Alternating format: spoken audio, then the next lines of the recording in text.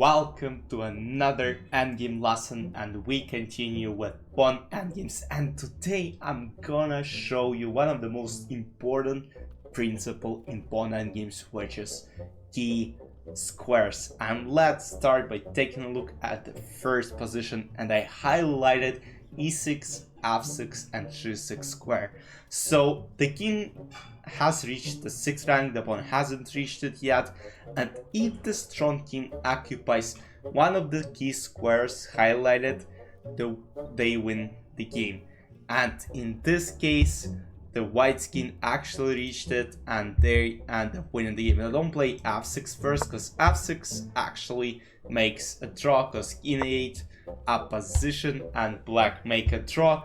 So in the starting position, we of course play king f6. We play the position ourselves, and now king has to go to either e8 or g8, and we actually move the opposite side, e8, g7, and pawn promotes. Let's get to position number 2. Once again, the knight pawn poses some extra difficulties for white pieces in the following position.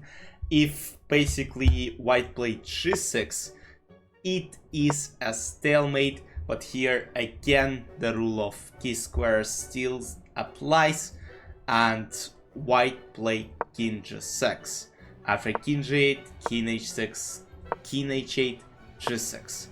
And black have no ability to stop this pawn from promoting, because after king g8, g7, king f7, king h7, pawn will be promoted on next move, and white will end the game. Let's get to the third position. Key squares when the pawn hasn't reached the 5th rank. If the pawn hasn't reached the 5th rank, its key squares are 2 ranks ahead. In this case, it's c6, d6, and e6. And once king slides to either of those squares, they will end up winning the game. So white played king d5, and now they're threatening king e6, king g6, and king c6.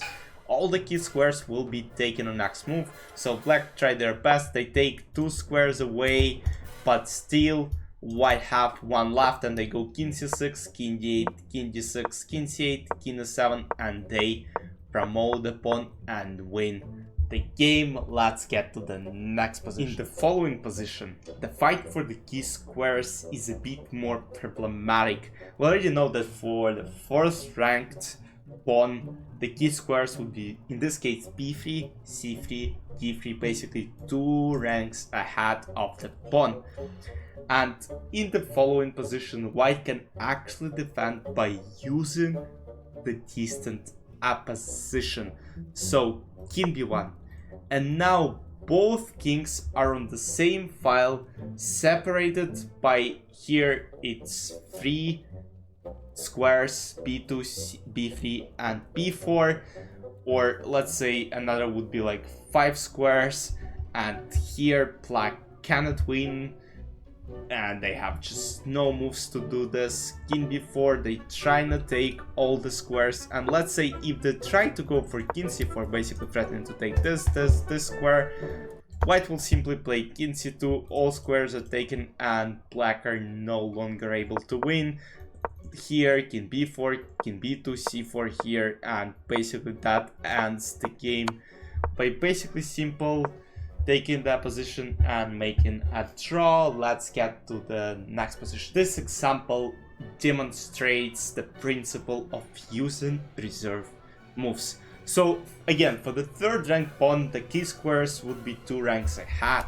In this case, it would be f5, g5 and h5, and as we can see, the king has reached its key square, and now white should win the game. And they start using the reserve moves they have. They play g4, king goes to h7, they play king f6, king h8, king g6, king g8.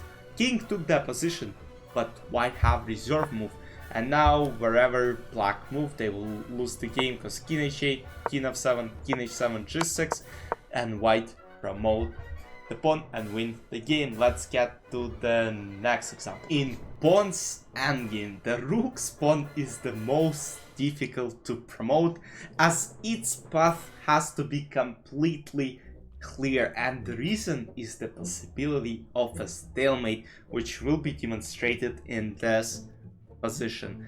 As here, black have nothing to play but basically play h2, or let's say it's white's move, king h1, and here, I mean, black can obviously go king g4 or king h4, but they at some point will need to play h2, because basically white will just go back and forth and they don't care, and h2 is a stalemate. And the next position is very fun, let's get to it. Quantity is not quality. Here is the position you see on the thumbnail. Black have whole 6 pawns on H file, but they cannot win. They're up 6 pawns, but it doesn't matter, because here again quantity is not quality, as white can just go back and forth, they're taking all the pawns, and still, you know, black have nothing but stalemate white's king. Let's get to the final position of this episode and the principle of imprisoning the king. The concept of imprisoning the stronger side's king. In the following position, if it's black to move, they would have played king b2 and blocked the way of this king to this black pawn. But unfortunately for black side, it's white's to move and they play king c1, and if they manage to put their king to a1 and b1, they will draw easy way, because as we already analyzed in the last examples, rook's pawn is the most difficult to promote. The path has to be clear. So black still try to basically block the king to get to a1 or b1 square, but it doesn't stop white. They play king c2, a4, king c1, a3, king c2, and unfortunately for black, this king is locked, and after king c1, a2, king c2, white end up the game by stalemated black's king. Nothing can be done in this position, it's a draw. Again, let me know in the comments if this was a useful lesson for you, if you learned something new about these squares.